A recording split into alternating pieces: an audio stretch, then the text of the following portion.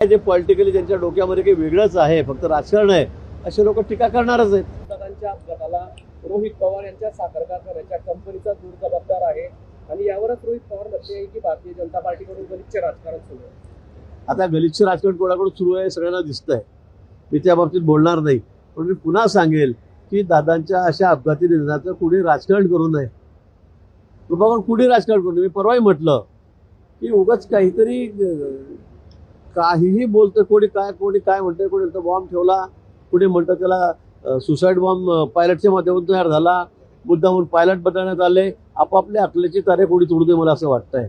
या प्रकरणाची चौकशी झाली पाहिजे. सगळ्यांची भावना आहे, मुख्यमंत्र्यांची आहे, त्यातून सत्य बाहेर आलं पाहिजे हे सगळ्यांना वाटतंय, आम्हालाही वाटतंय.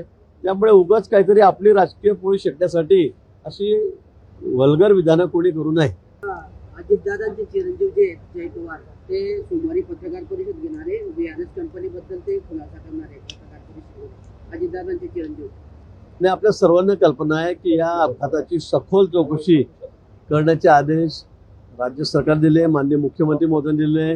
दिल्लीहून अतिशय गंभीर दखल या बाबतीमध्ये घेण्यात आलेली आहे आणि सखोल अशी चौकशी सर्व ज्या समज एजन्सी आहे त्यांच्या माध्यमातून ही चौकशी सुरू आहे.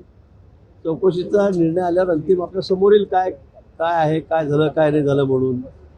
जर कोणाला सगळी वाटत असेल तर त्यांनी दिल्लीला जावं, कोणाला अजून कोणाला अपील करायची